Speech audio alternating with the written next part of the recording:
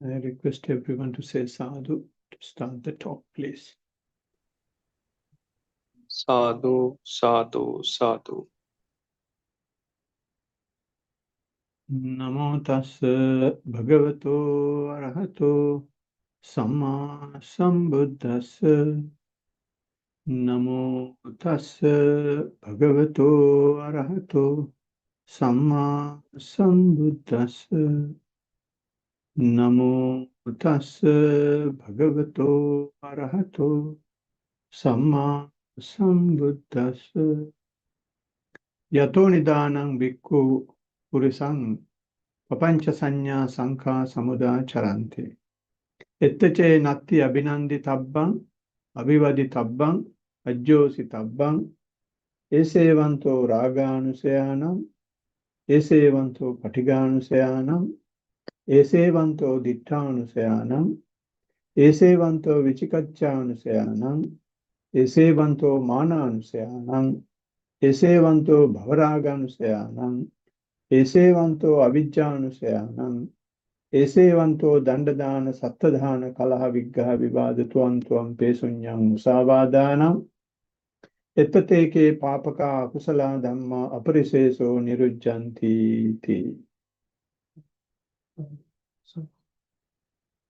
All right, dear friends in the Dhamma, we are meeting once again for another talk on Tuesdays in our usual Tuesday mindfulness session. After practicing for 1.5 hours, we have taken this particular verse, stanza, as our topic. This is not the first time we are taking this topic. We have taken this topic or this stanza few times in the past. If I once again may give you the direct meaning of this stanza, it says, Bhikkhu, as to the source through which perceptions and notions born of mental proliferations beset a man, if nothing is found there to delight in, welcome and hold to, this is the end of underlying tendency of lust, underlying tendency to aversion, underlying tendency to views, underlying tendency to skeptical doubts, underlying tendency to conceit, underlying tendency to desire for being, underlying tendency to ignorance. This is the end of resorting to rods and weapons, of quarrels, brawls, disputes, recrimination, malicious words, and false speech. Here, these evil, unwholesome states cease without remainder. So that is the meaning. So it has a lot of weight in that stanza. If I just once again recollect you when and where and why this stanza was chanted by Buddha, mentioned by Buddha, when he was living in Kapilavatthu in a park called Nigrodha. After taking his meal, he goes to the great wood for days abiding. And after entering into the wood, he sat down at the root of Bilva sapling and he started to rest. Then at that time, there is another Sakyan called Dandapani. He has come to the park for walking. Or not, walking means not walking mindfulness. It's for his after lunch. People are going for walk. So it's the same thing that has been happening even those days. After lunch, this fellow has gone for exercise. And he has seen the Blessed One and exchanged greetings and then stood at one side, leaning on his stick. He's someone who is carrying a stick, as leaning on his stick, and asked the Blessed One, King Vado Samano Kimakkaiti. In other words, what is your assertion, and what do you proclaim? So these are the questions he asked. So the questions are also funny. I mean, not funny in the sense it's sort of attacking, and the way he spoke to Buddha, or the way he was behaving before Buddha, is also fun. Because when you see Buddha, or for that matter, even a monk, there is a particular way that you will behave, particular way that you will talk and treat. And this fellow has been leaning onto his stick, and in a sarcastic manner, he has asked this. So Buddha's answer was, he says, Viggahya tittati, which means no quarrels with anyone. Kamehi visangyuttam, detached from sensuality, without perplexity, shorn of worry. And then he says, bhava bhave vitatanda, free from any becoming. And he says, sanya nanusente, no slightest underlying perceptions that above would reverse. So it's a very unexpected answer. He straight away says, when he's asking, what is your assertion and what you proclaim, he straight away says, no, I'm not going for a fight with anybody, and I'm not going behind sensuality, and I have no doubt or any worry that I am away from sensuality and I don't fight. And also, I don't want to become anybody as such. I don't have any desire like that. And I don't have any perception that any of this is wrong. So he has given such a firm answer. This fellow could not understand head or tail of what Buddha says. He has pulled his tongue, and he has made all sorts of sarcastic facial expression like a clown, and vanished. And after that, Buddha has come and told this story to the monks. And then monks have also gone deaf after listening to this. What is he saying? Viggahya tittati kame visangyuttam sanya nanusenti. They also didn't understand head or tail of it. But there has been one monk who is a bit curious, and he has asked, Bante, hold on. And what you said, we could not understand. Can you please tell me or tell us how this happened? Then at that stage, Blessed One has chanted the above stanza that I recited. What Blessed One says is, if I may say it once again, the direct meaning. Bhikkhu, as to the source through which the perceptions and notions of mental proliferations beset a man, if nothing is found there to delight in, welcome and hold to. Which means, he says, source through which perceptions and notions of mental proliferations beset a man. Which means, in simple terms, continuous thinking and maybe continuous internal chatter. So we call it prapancha sanya. Prapancha sanya sanka samudaya charanti. We keep on conceptualizing things, and then we write bestsellers. That is how so many series of Harry Potter came into being. These are some perceptions and conceptualization of somebody. Everyone was greedy for it, and everyone was attracted to it, and it became a bestseller. And what Buddha says is, when these perceptions and conceptualizations are going on, if nothing is found there to delight in, and if you don't delight in, and if nothing is there to welcome, and if nothing is there to hold on to, if that happens, those thoughts, those internal dialogue, if you don't entertain them in simple terms, that becomes the end of underlying tendency. And I'll explain what underlying tendency is in a little while. And he's giving 7 underlying tendencies here. Underlying tendency to lust, aversion, views, doubt, conceit, desire for being, and ignorance. Not, yeah, it's 7. And now, this is not the topic of this particular sutta that we are discussing. The name of the sutta is Honey Ball Sutta. In other words, Madu Pindika Sutta. Madu Pindika Sutta is not talking about underlying tendencies. Buddha has mentioned that these things will be over and that will be the end of these underlying tendencies if you don't entertain this conceptualization.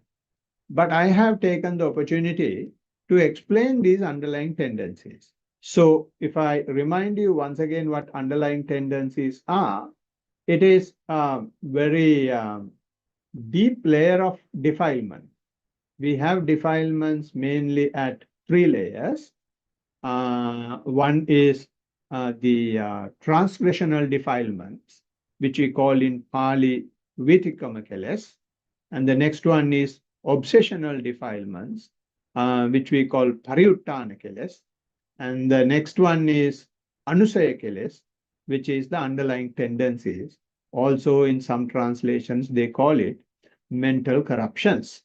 So, the difference between these 3 what do you call defilements is the first one. When you transgress something, it is not something which is hidden. At least 2 people will know. It is basically your misbehaviors in physical and verbal deeds. So if you break any precepts, you will definitely know, and the person or the animal who got caught up in that also will know. So at least 2 people will know, but breaking precepts is something that the entire universe will know if possible under the current situations.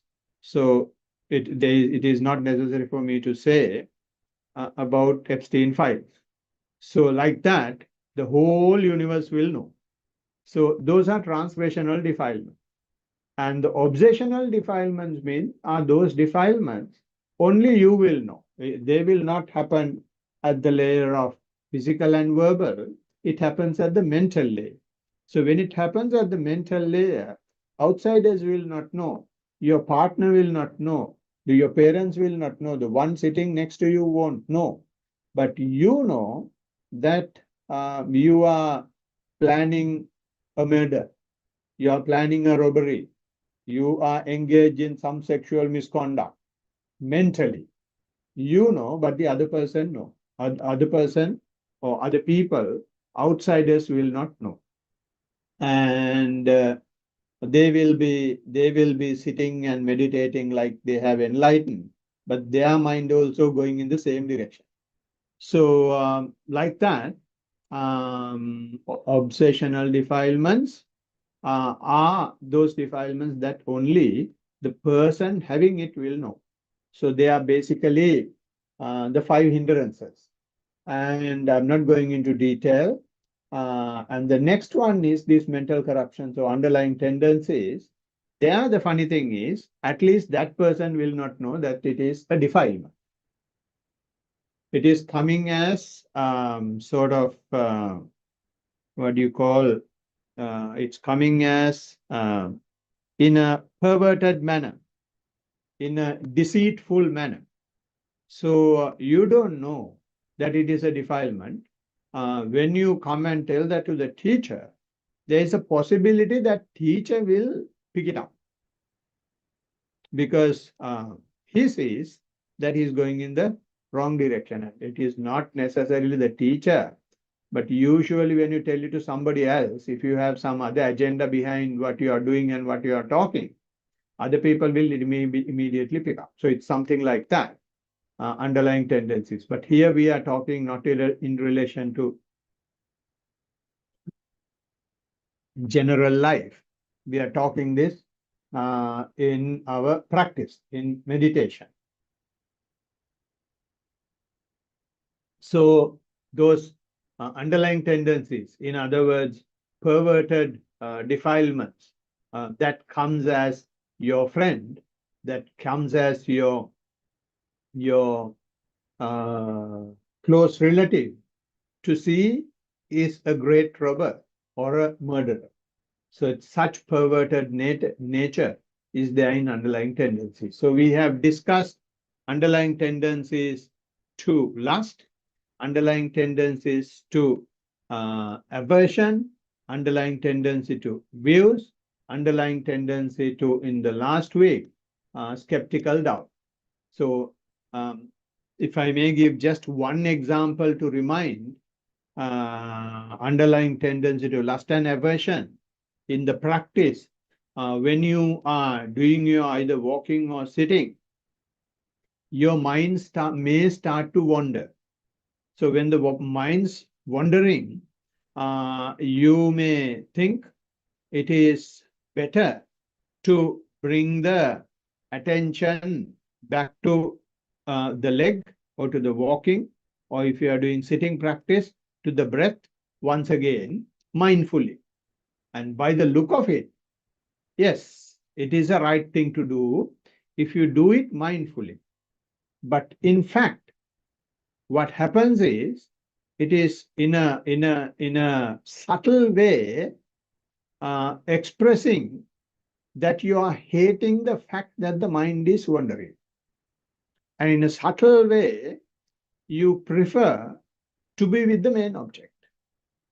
So to avoid these type of things, Buddha gave a simple example: keep the mindfulness to the fore. No matter what happens, don't bother. You be simply aware of what is going on. And it is very hard for people to do, for the practitioners to do. They use the very same mindfulness to, in a subtle way, bring about aversion and the hatred. Aversion and the lust. So, but doesn't matter. Those are usual things, and we have defilements. And if you tell that to the teacher, there is a possibility that teacher will pick it up. And similarly, if I give another example of views, when you practice, you may come to a stage where there are many stages it happens. You will feel that anything that happens to anybody is finally a thought, because he has been practicing and he is able to fairly be mindful of the breath and the walking, and he has been able to be mindful of the feelings as well. So he has no issues with whether it is painful feeling or whether it is pleasant feeling. He is able to maintain a balanced mind, maintain proper mindfulness to those things. So any of those things is not bothering him or her. So when you go through the feelings in this manner, below the feelings, what you have is this thought process. So when you see the thought process, you see anything, there are lots and lots and lots of things that comes to your mind, and you are mindful of that also. And you feel that if this thing is converted, this will happen. And if this thing is converted, then these type of things will happen. And you start seeing that everything is finally a thought. And you have been doing that for quite some time. Not one day, not 1 month, not 1 year, It has been happening for a long time. And you feel that this is something that that you will be experiencing permanently. So what the mind is trying to do is, it's a right experience. You are seeing that mental process is going on, and that mental process is having the ability to translate it into words and actions. So therefore, mind is gradually building up the view that it is permanent, that you can identify with that. So that way, uh, views will come, and you will come and tell the teacher. Teacher will know what is behind the statement. So it's just an example. There are 62 such instances given in uh, the net of Brahmas, or the divine net, Brahmajala Sutta.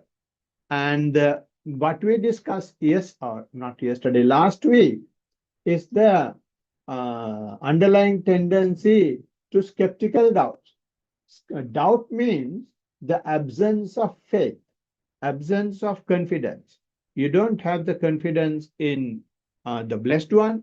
You don't have the confidence in the teaching. You don't have the confidence in the community of sangha. You don't have the confidence of the sitka, your own um, precepts, or not only the precepts, your own process of practice. You call it your own precepts to start with, and then your own concentration and your own wisdom. You don't have proper confidence. So this confidence may appear as an lack of confidence may appear as an uncertainty, or as an undecided situation, or a lack of confidence itself. So it says, kankati, vichikicchati, nadimucchati, na sampasidati. Those are the Pali terms. So what they say is uncertainty, undecided, and the lack of confidence. So those lack of confidence will be in these four things.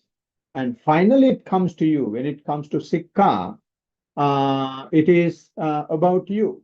You think, okay, Buddha is there, Dhamma is right, and Sangha is okay, they are practicing, but I can't do it. And you start suspecting you.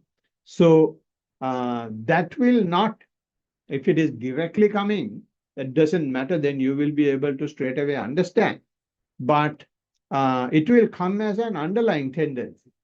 So when it comes an underlying tendency, you will not be able to straight away identify that as a doubt, right? So some people will come and argue in such a way that um, they may say, Bante, we are talking about concentration, and concentration is keeping the attention to the object, and without concentration you will not be able to go to wisdom. So it's very nice facts. And then they will say, why are you saying when the mind wanders away, when the mind goes to some other object, just to observe that? When we do that, we are losing concentration. So when you lose concentration, we don't go to the wisdom. So it's a very nice way to use the information in Dhamma, and then try to fertilize, try to manure the lack of confidence in the real teaching of the Buddha. The real teaching of the Buddha is to keep the mindfulness to the fore. So when you reject that, you are not rejecting, you are not only rejecting Buddha, you are also rejecting the teaching. And therefore, the community who is following them. And there are so many such skeptical doubts, not among lay people, among monks themselves. So there is nothing to talk about lay people. And for monks, Buddha's teaching is a huge formula, a huge chart, but not keeping the mindfulness to the full. That cannot happen. It's a big formula. So like that, they use in a perverted way the knowledge of the Dhamma and then harboring the skeptical doubts. So in Pali it says, Ubhayapakka santirana mukena vichikicha vancheti. Ubhayapakka santirana mukena vichikicha vancheti means skeptical doubt appears as wisdom or investigative knowledge. So that is how, at the underlying tendency stage, the skeptical doubt comes. It is not a direct skeptical. You don't straight away say, no, I don't believe it. Bugger off. You don't say that. If you say that, if anybody will be able to understand. But here it is coming as wisdom, coming as an investigative thing, coming in a very nice, balanced Dhamma approach. So what happens there is, what is behind the statements is skeptical doubt. So we have discussed that in the last session in detail.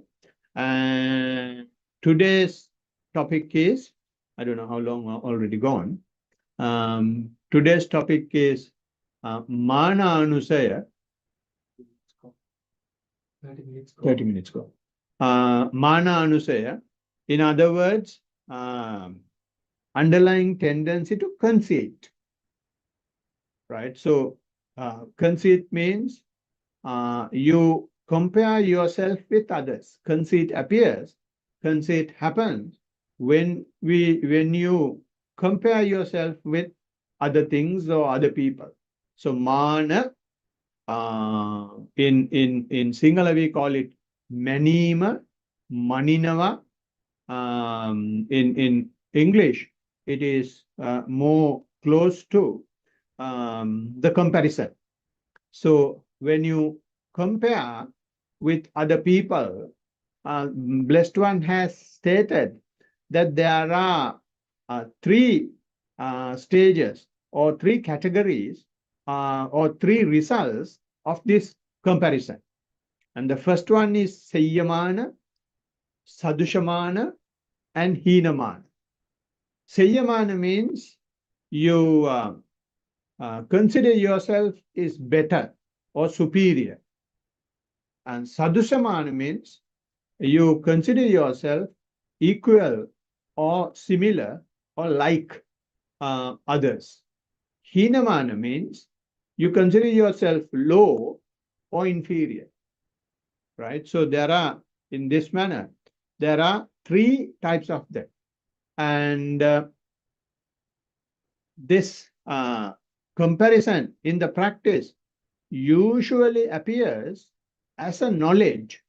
You think you have achieved certain stage, and that is why I am having this conceit of superiority or the equality or the inferiority. And it is not the inferiority or the superiority or the similarity that you can identify. In this case, it is an underlying tendency. You don't know. It's hidden. It's in a perverted manner. So if someone feels superior as a result of seeing reality and the progress of Dhamma, then he will be having superiority conceit. Now, say for example, someone is practicing, and this is something that I had some time, when the monks are preaching, and if they ask the reports, and I'll be waiting till everybody else have given their report, and then I want to give the best report. So at last, I raised my hand and asked the question.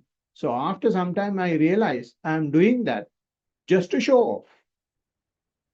So like that, we have that comparison mentality, and we know definitely practice is going well, but the same progressing practice is being used by the mind to put us down, to send us through the flood of defilements.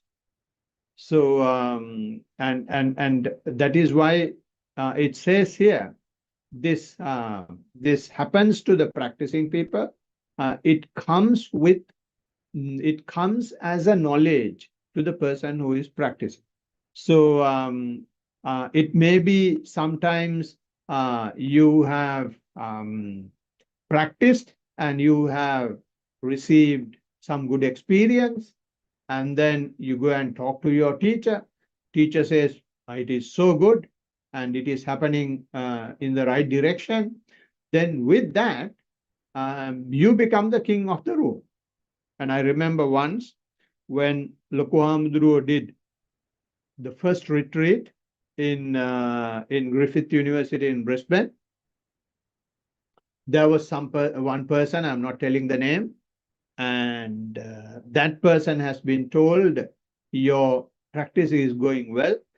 This person has been calling everybody else and has been talking about the practice and telling mine is this, mine is that, and I'm getting close to so and so stage. And they started looking at other people, not from the eyes, but from the chin, like this, is looking at other people. And even usually, otherwise, that person is looking at people like that. But anyway, it's a different story. But in that manner, the practice is going well. There is an experience, the very same experience, very same the knowledge from the practice is leading to a conceit, which is superiority conceit in this manner. So this superiority conceit, when it happens, it usually comes as what do you call, a void, because when your practice is going well and you get more and more away, you get more and more distance from the sensuality, and you feel practicing more, and you start loving, be loving to be a recluse and be more in isolation. So those type of feelings is giving you the feel of void. So that feel of void, feel of emptiness, is considered that your practice has gone so far, and you don't realize that it is a conceit. Under the carpet, you are comparing your practice with other people, and you are gradually developing superiority complex. So once I remember Lokuhamdru was saying, Venerable Anuruddha has told Venerable Sariputta, there are three things he mentioned, if I remember right. But one of them was, he says, Venerable Sariputta, I am able to read others' minds. So I can very clearly see others' minds. So my practice is going so well. So Venerable Sariputta said, not that your practice is going so well, you have superiority complex, because superiority conceit, because you can read others' mind. And that may be true, because he has practiced it so well, and he is having that ability. Reading others' mind is below enlightenment states. It's not so far as Buddha's teaching is concerned. Buddha doesn't care whether you have psychic powers or not. What he simply sees is whether defilements are gone. So in this manner, although he has practiced well, although it has developed to a state that he has some psychic powers, and with the very same thing, he has developed conceit, and only Venerable Sariputta was able to understand that he's having a conceit. Now, see, for example, if that happens today, and that monk will be bigger than the blessed one. So therefore, when the practice is going well, and especially when they have psychic powers, blessed one has really condemned psychic powers like anything. What he has said is, once I remember few monks, again maybe Venerable Anuruddha, I'm not quite sure, when they were coming after alms rounds, there have been some other practitioners and their followers, they have been exhibiting their psychic powers. They have hung something high up in the sky and challenging people just to go and get it. So everyone is trying and falling down. Nobody can take it. So then the monks have suggested Venerable Anuruddha, I think I may be wrong, Bhante, you have psychic powers. Why don't you do it and show them the colors of the Buddha? And then they have done that, and they have taken the pot and given to the person who has challenged, and they have come back to the monastery and told the blessed one, Bhante, something like this happened. We did that, and everyone was shocked to what we did, and assuming that the Buddha will praise. Instead, Buddha says, it would have been better if you guys had removed your robes before a prostitute. They condemned such acts to that extent.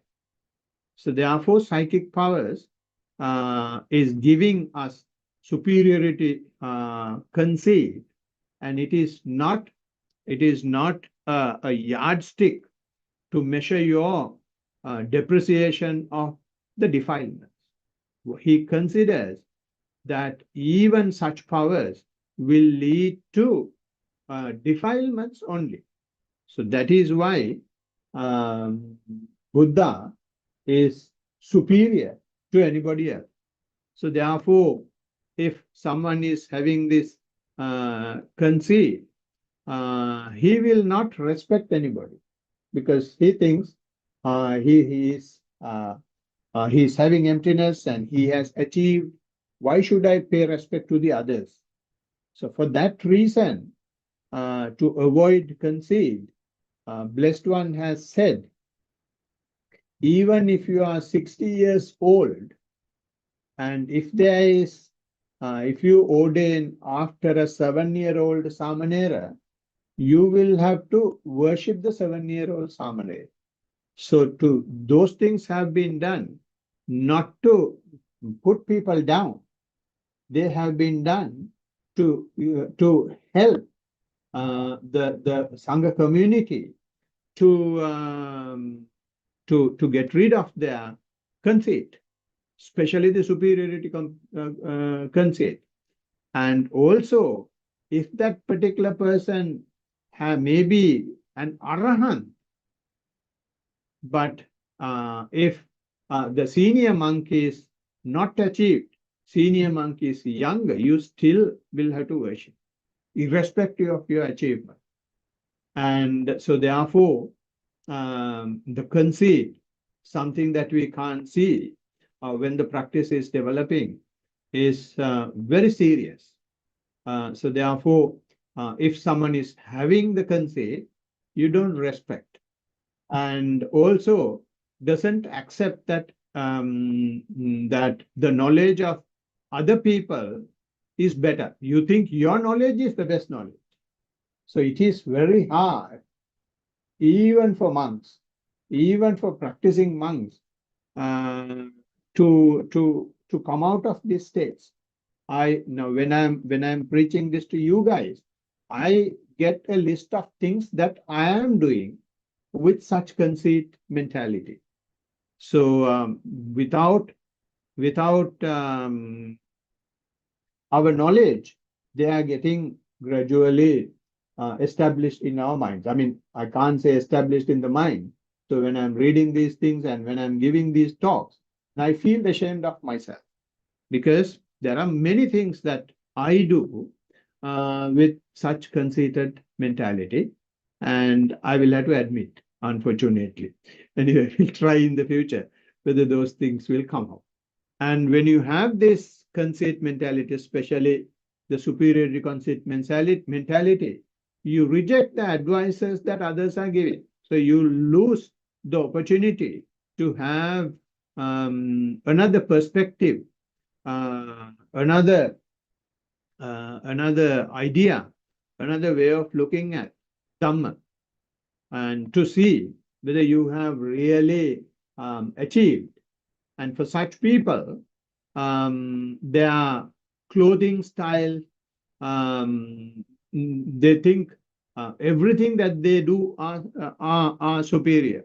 If they may have a particular way of wearing, they may have particular habits in wearing, they may have particular dining habits, they may have different customs. They think all these are superior because all these are being done because of their achievement. So when you think in this manner, it is going against your own development.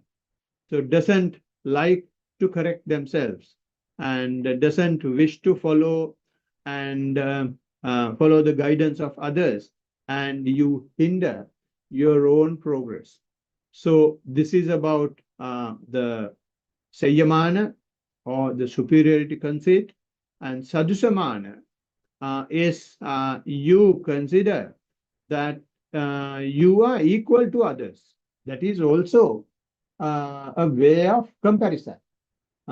Blessed One is not allowing us to compare in any way. You may be equivalent to others. You may not be superior or you may not be inferior. But don't compare. You be yourself. Comparison means there is some craving in you. There is some hate in you. There is some, what you call, attachment in you. So this is why you are trying to compare with other people, with other practices and all that. So it's not necessary. Maybe equal, maybe superior, maybe inferior. Don't care. You just keep on practicing the way your practice is going on, and you simply be aware of that, and don't give a value to that.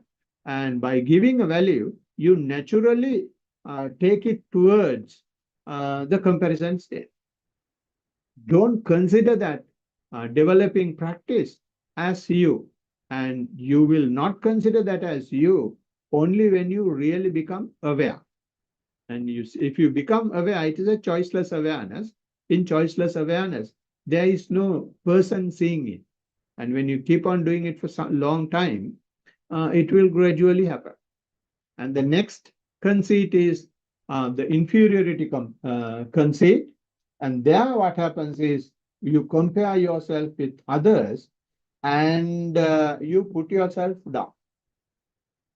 And when that happens, it is also not a good thing, because then you don't know whom to respect.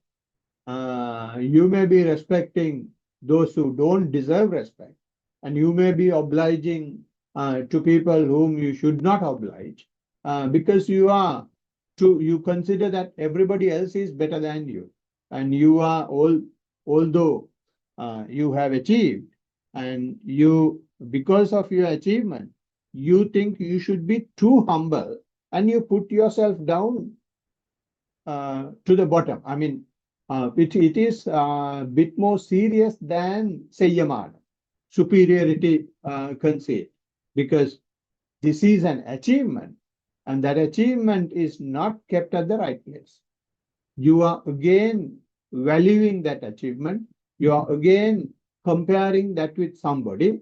You are again comparing that with a yardstick that you have in your mind. You are again comparing that with a benchmark that you have in mind. And you think when you really achieve, you will have to be like water. You will have to be like the earth. You will have to be like the wind. You should be able to take anything. and other people will come and, I don't want to use the word that comes to my mouth, put all garbage on you, and you simply keep accepting. That is, the Buddha does not recommend that. You don't put yourself down. Stand up when necessary and understand and understand whom you will have to respect, understand whom you will have to oblige based on them. It is not the arrogance. It is the absence of unnecessary comparison and putting yourself down. Is again in a subtle way coming as a conceit. You feel when you are achieved that you will have to listen to everybody. No, it's not the case. And also, you don't try to become a leader when you have inferiority conceit. You always happy to become a follower. You always happy to follow someone else's way of talking, someone else's dining habits, someone else's way of wearing the robe, and someone else's uh, things that they are doing. So in this manner, there will have three types of conceit that that happens when the practice is developing. And those conceits you won't be able to see. They will be highlighted.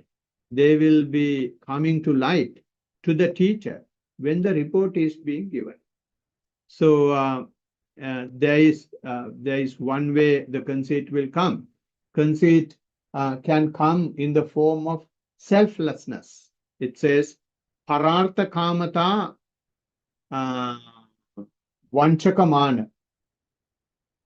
So which means conceit is coming in the form of selflessness. So maybe it's a situation. Now, this is not directly related to the practice, but it is explaining a point. There will have a situation where someone is in real need of help and no one is coming forward to help that person. And you, out of your superiority complex, you go forward and you go forward and help him.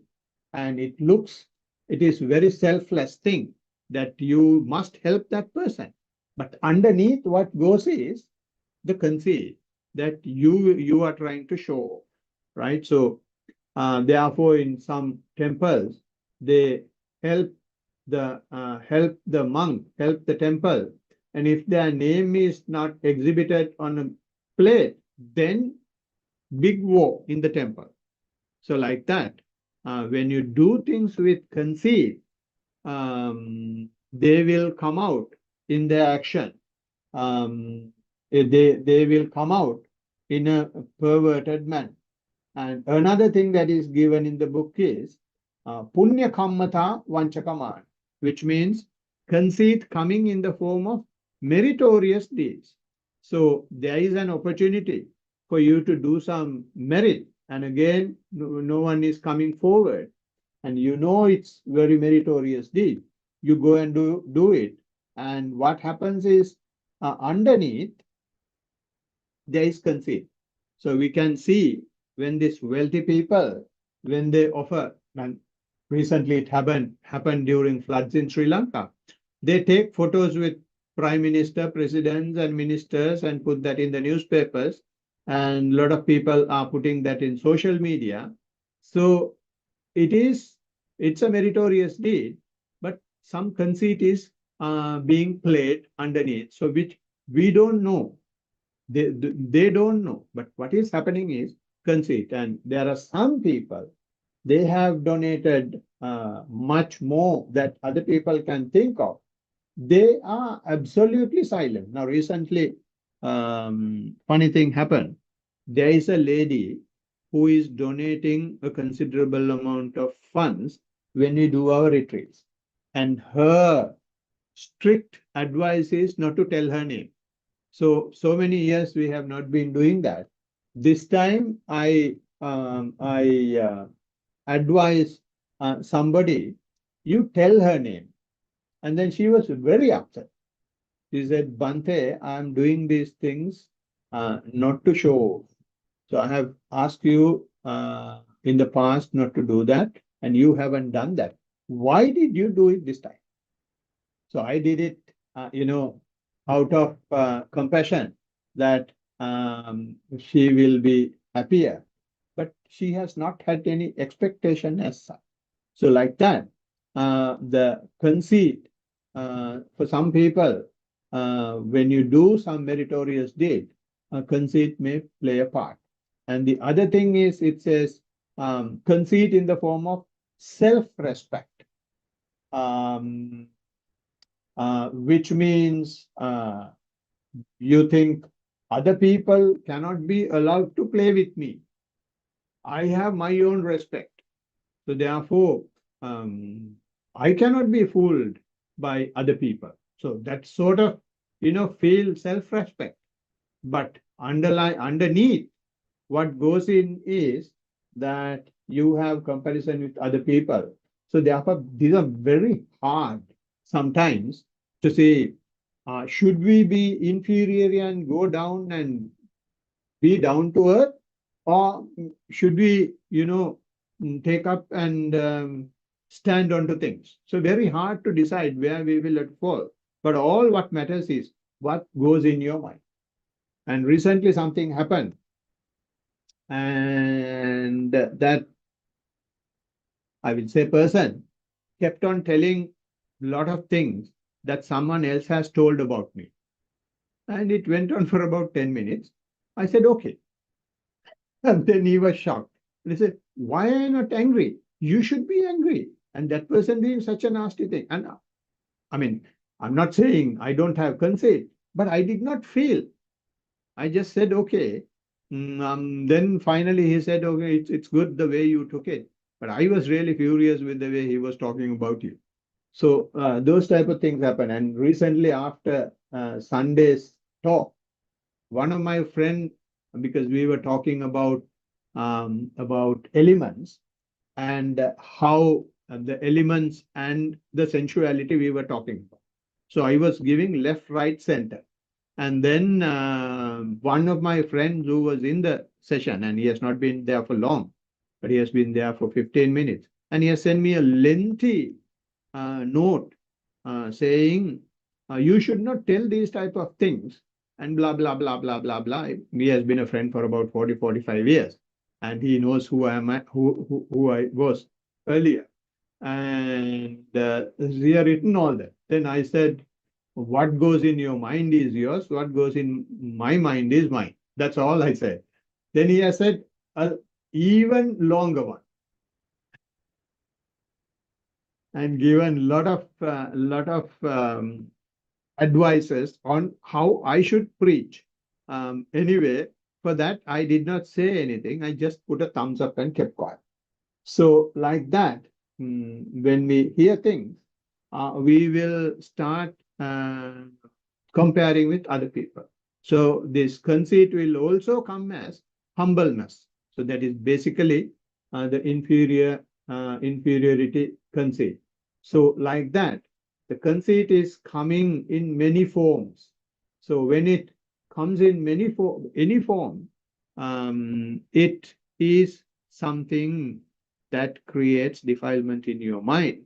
Even without your knowledge, that's the danger. The main danger that people like us are having, now we are teachers and people consider as teachers. Just imagine the conceit that we would have generated. Because people are following and people are asking questions and people are saying Bante, and our conceit goes through the roof. And then there was a time people were asking me, because I was practicing, a lot of people kept on asking me. I don't answer them. I don't tell them anything. So once I told Lokuhamduru, Bante, people are asking these things. I know this is what I should say, but I am not telling them. Then he blasted me. If someone is asking something more than 3 times, then you should answer. If you know the answer, you should talk. And then If you can't go any further, then you direct him or her to somebody. But after, if it is more than 3 times, it is good that you don't answer, you don't jump and take initiative and do things. Then that will be done because of your conceit, because of your ego. But here, if if you are not answering at all, that is also bad. So therefore, initially when I started preaching, I always, as a layperson especially, I was always very curious to see uh, how I feel about the teaching. Because especially as a layperson, when other people are following, there is a big tendency that you will generate a lot of ego, a lot of conceit. So I think I was a bit careful, but again, that carefulness may have taken care of 5% of, not even 5% of my conceit. So Buddha therefore says, because of this conceit nature, Nirmana kamassa damo idatti, which means one with conceit has no tamed mind. If you have conceit, mind is not tamed. Of course, he has this. The conceit is appearing because of his own practice, but the Buddha says mind is not tamed enough, right? And then he says, "Na mona matti asamahitassa." No tamed mind, no tamed mind, no path will open. So if the what you call mind is not tamed, path is closed. I mean, you can't complete the path. And then it says, Eko aranye viharang pamatto, which means intoxicated recluse, although lives in the woods, na machu deyasa thareya paranti, won't cross the Ganges of the evil one. So if you have the conceit, there is a danger that your mind will not be tamed enough. As a result, your path will not be completed. So you become intoxicated too. You may be living in the woods. You are doing all the things that a recluse would do, but the conceit is there, so won't cross the Ganges of the evil one. Still, you will be struggling with certain what you call defilements that the evil one is having. Having said all these things, you will have to keep in mind. Now, some of you may be thinking, oh, I will never be able to do this because I have so much of conceit. Just keep in mind, this is a state that will be eradicated only with the full enlightenment. So only at the stage of Arahant, you will be able to get rid of conceit altogether. Until such time, conceit will be there. So why I'm saying now this is, don't worry much after listening to this. If conceit is there, let it be there. Doesn't matter. There are other defilements that should be eradicated before talking about the conceit. So this is a very subtle state. Don't try to avoid it now, and with the practice, it will be all right. So although this is not right, the conceit also energizes one's own practice. Because you have the conceit, because you are comparing yourself with others, you may start running fast and you may start running well and you may warm up well and things like that. So in a way, it energizes as well. So therefore, it's a double-edged sword. You will have to be using it very carefully. So at this stage, all what you will have to do is to, to face the conceit when it comes. What you will have to do is when you are doing some charitable work, when you have charity, when you give dana, don't consider yourself as superior and the others are inferior. We always think, these people are coming and just practicing and going. They don't give at least a cent. We are giving so much. Why can't they do? So therefore, if we compare like that, Blessed One says, you are an asatpurusa. Not just another asatpurusa, charitable asatpurusa. And similarly, if your virtues is high, and if you compare yourself with others and put others down and you consider yourself, very high, then the Blessed One says, you are a virtuous asatputta.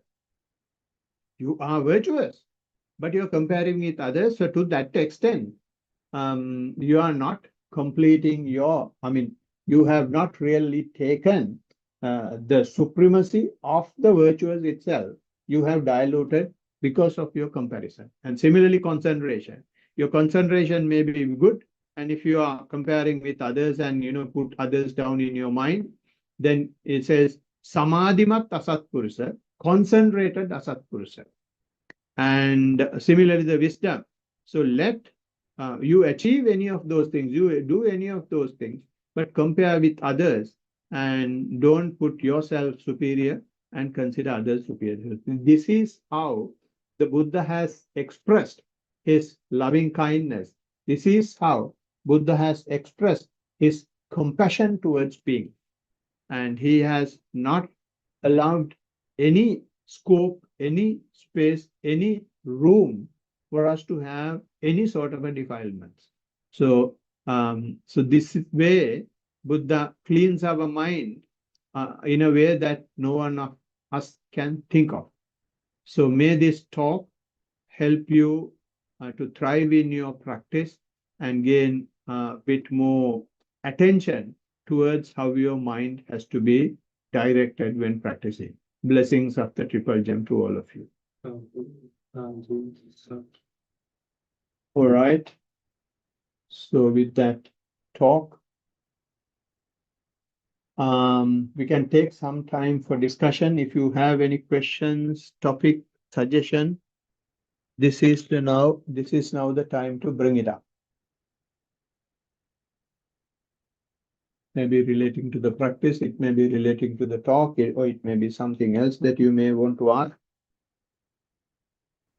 Bhante, the question is related to the underlying tendencies. Since we discussed about underlying tendency of doubt, and there's the fetter as well, the fetter of skeptical doubt. So when the first stage of enlightenment, when that fetter, when we eradicate that fetter, would the underlying tendency will be fully eradicated, or would it be still there until we?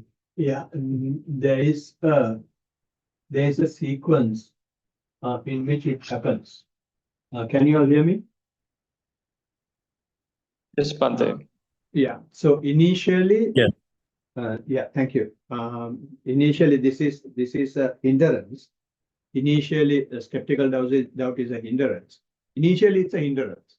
You are caught up in it, and you don't go ahead with the practice, right? And then, once you go through the hindrance, then it comes in a what do you call diluted manner. Skeptical doubt is coming, but it is an imperfection, right? And then once you go through the imperfection, then it comes as an underlying tendency because your practice has developed now. And when the practice is developing, you are putting the doubt in such a way that the experience that you have gathered, knowledge that you have gathered, is put forward in a suspicious manner. So it's coming as in a perverted nature. So in the case of imperfection, it is not perverted, right? So therefore, at Upaklesha level, it is a bit more gross, I think, to underlying tendencies. And the funny thing is, even after you go underlying tendencies, you realize that this is a phenomenon. This skeptical doubt, or for that matter, any hindrance, will never go away. You develop your mindfulness to such an extent To observe when it is there, you observe it. You are not part of it. And when it gradually subsides, you observe it. And it goes away, you observe it. And you know that it is not there. And again, it's coming up, you let it come. So therefore, finally, it becomes a phenomenon, the dharmata, dhammanupassana. So, why it is happening may be a question. Why it is happening is, although we train our mind, bring our spiritual faculties forward, and close the doors of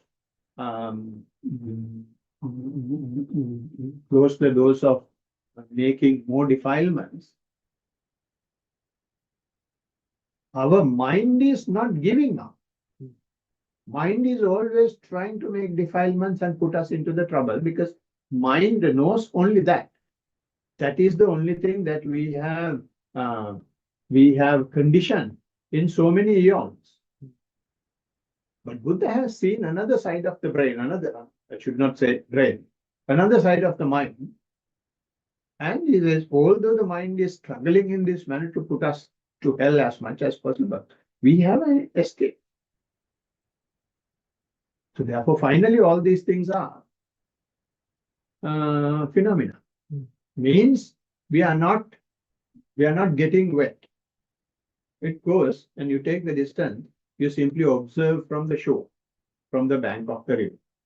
You don't put your fingers and get yourself. Good. So there are silence.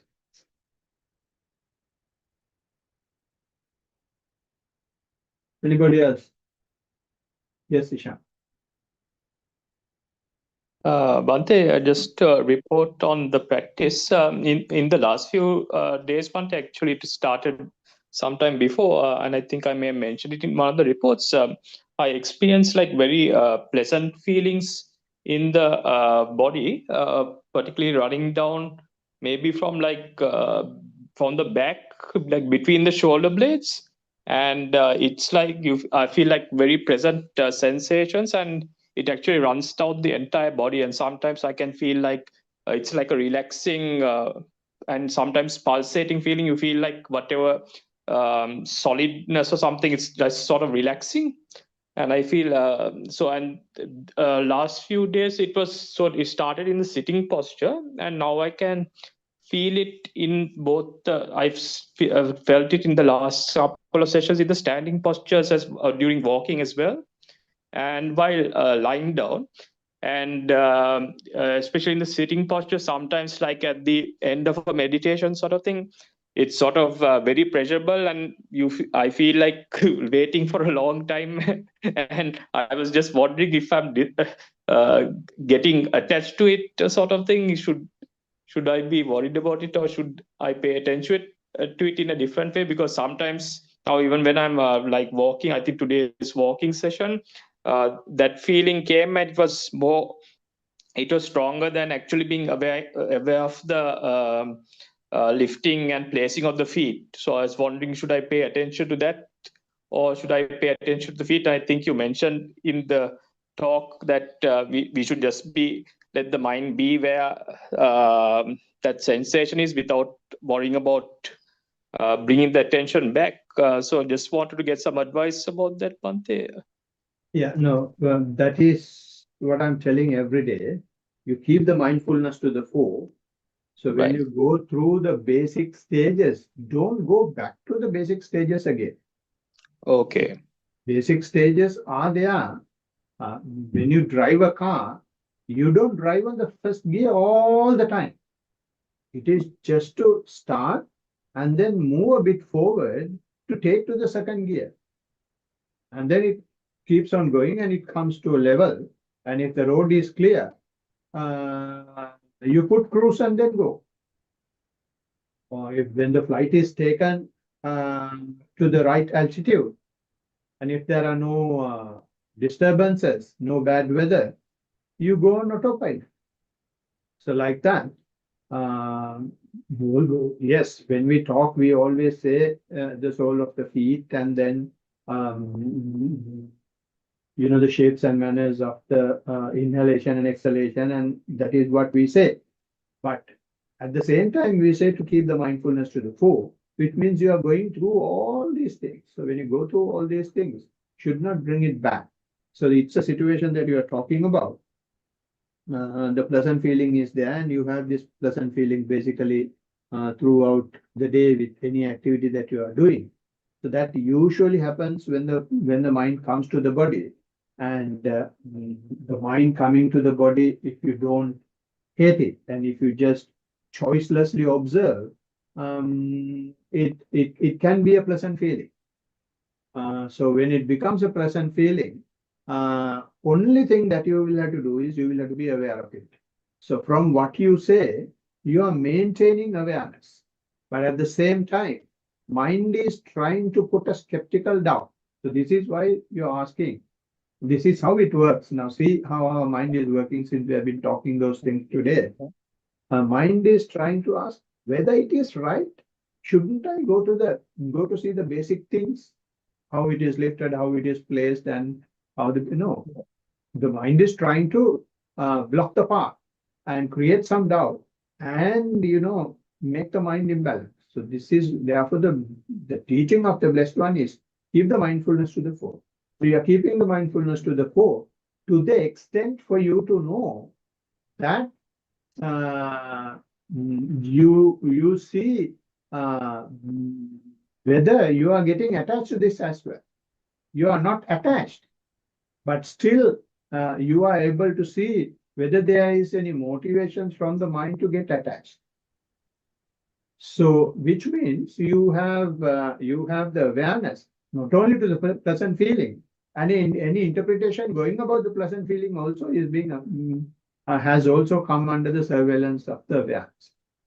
So long as awareness is there, never mind going even to the hell, you will not get caught up. Right? So therefore, when you have pleasant feeling, it is not something to get scared, provided you are aware of it. And even if you are not aware, when you present the report, teacher will be able to see in the lines between the lines whether you are getting attached or not. But in this case, you have mentioned many details of how it is happening, and you are aware what sort of mental proliferations are going to happen. So since that awareness is there very clearly, there is nothing to be afraid. Just keep on practicing the way you are practicing. Okay, thank you, Bante. Blessings.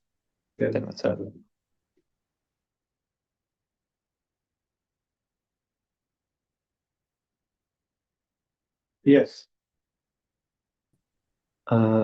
තෙරුවන් සරණයි ස්වාමීන් වහන්ස. Cosmos දාපන්කෝ නම මම ස්වාමීන් වහන්සේ මේ I can't was- find the option to like rename this like No, you can, but anyway, it doesn't matter. Give the ස්වාමීන් වහන්ස I think you can remember I'm Sahan from Yes, Anuradhapura. I do. Swamina Hansa, like an extension to the last question, which was asked Swamina Hansa, like who gets to call the shots to like put to the next gear, Swamina Hansa? Is that the teacher or by ourselves? Like in No. my case, Swamina Hansa, in my practice, Swamina Hansa, like I just start with the breath, and then it was like redirected to like not only to the breath but what you like feel like what you like whatever you feel, and then it again went to it was like I also feel that my like mental proliferation is high, and then for as an anchor when when I'm thinking something, like you told me that like to think the manifestation of the thought in the body, like that Swamina's the facets of this the karmasthana is like getting like different shapes at some like in this line, in like down the line it like it shape shifting some in Nahasa, but I think in somewhere like I will have to call my own shots some in Nahasa, but I'm not sure like what I'm feeling is like like, what will that point is that from that the point of fruition, or like, or before that we have uh, to get this to our hands, I mean, answer. No, Theron it's Sarana. yeah, Theruvan Saranai, and don't try to take it to our hand. The basic question is whether you will know or the teacher will tell you to put to the next gear. That's the crust of the question. If you keep the mindfulness to the fore, that will naturally happen. That is what you are mentioning in your explanation of your practice. Initially, you start with the breath or whatever the basic main object, and then it changes to feelings, and then it changes to mental proliferations and mind chattering and all that. So this is the process, and you have not done it. It has happened, and you have observed. So therefore, less you poke your fingers, faster will the practice, and the quicker will be the gear, and smoother will be the gear. So therefore, don't try to gear it up. Buddha has made this in such a way that it is getting self-geared. But our mind is trying right, to, answer. Yes, sir. yeah, our mind is trying to tell us that always we have a part to play. So we should be Right, able to son. tell the mind, bugger off. So should not give an opportunity to the mind. We will have to simply be a choiceless, maintain our choiceless awareness as much as it is easier said than done. But it is something that can be mastered. So it has happened in your practice, whether you like it or not. So when the practice is going in this manner, then the next challenge is doubts are coming. Underlying tendencies are trying to play its part. It is also good. Then the teacher has an opportunity to see that. Sorry, nice. Theruvan Saranai. Theron Sarana, sir. Anybody else? All right. So it seems that we don't have any other reports or questions, comments. So we can go for transfer of merits.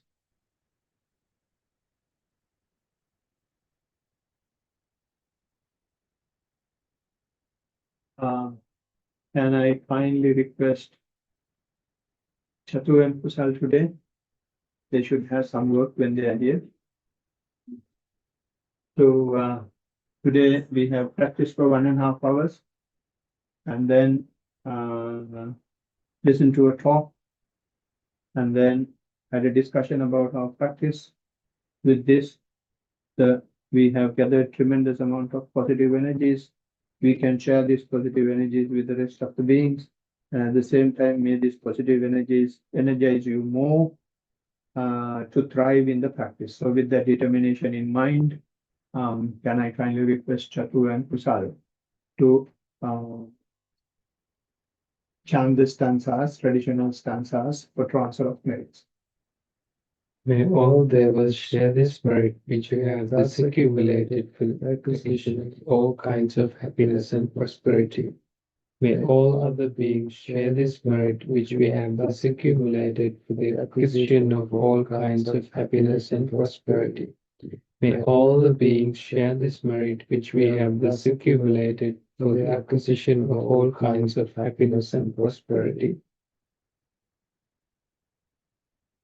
May all beings inhabiting space and earth, devas and nagas of mighty power, having shared this merit, long protect the dispensation. May all beings inhabiting space and earth, devas and nagas of mighty power, having shared this merit, long protect the teaching. May all beings inhabiting space and earth, devas and nagas of mighty power, having shared this merit, long protect me and others. If by deed, speech, or thought, heedlessly I have done any wrong, forgive, O Master, O Victor, greatly wise. If by deed, speech, or thought, heedlessly I have done any wrong, forgive, O Dhamma, to be seen here and now timeless. If by deed, speech, or thought, heedlessly I have done any wrong, forgive, O Sangha, practice well the incomparable. Let this merit accrue to our departed relatives and may they be happy. Let this merit accrue to our departed relatives and may they be happy. Let this merit accrue to our departed relatives and may they be happy. By the grace of this merit that I have acquired, may I never follow the foolish, but only the wise up to the time I attain Nibbana. By the grace of this that I have acquired, may I never follow the foolish, but only the wise up to the time I attain Nibbana. By the grace of this that I have acquired, may I never follow the foolish, but only the wise up to the time I attain Nibbana. Sadhu, sadhu, sadhu. So thank you everyone for joining.